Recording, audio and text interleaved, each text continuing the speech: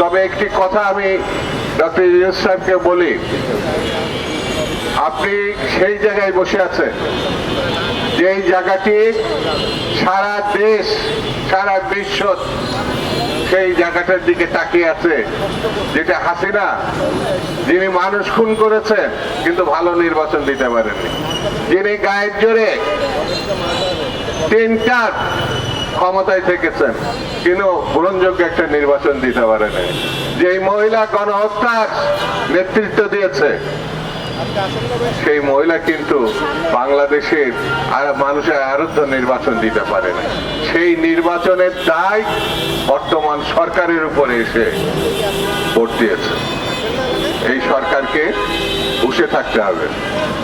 এই নির্বাচনে যদি কোনো রকম ব্যত্যয় ঘটে তাহলে দেশের গণতন্ত্র প্রতিষ্ঠার যে স্বপ্ন সেটা বিঘ্নিত হবে, দেশের স্বাধীনতা সার্বভৌমত্ব বিঘ্নিত হবে।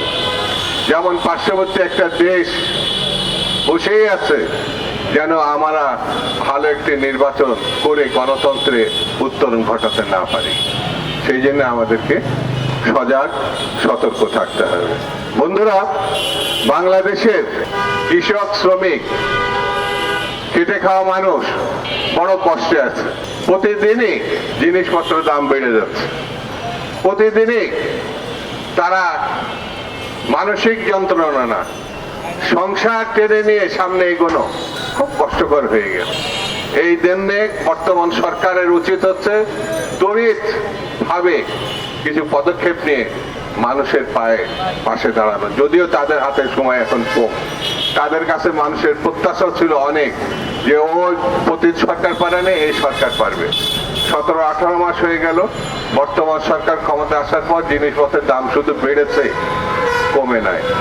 আগামী সরকার আসা পর্যন্ত আমাদের অপেক্ষা করা ছাড়া আমার মনে হয় আর কোনো পথ আমরা পাই। কিন্তু একটি জিনিস, ভালো নির্বাচনের জন্য আইন শৃঙ্খলা পরিস্থিতি ভালো হতে হবে, কিন্তু সেটিরও লক্ষণ আমরা দেখতে পাচ্ছি না।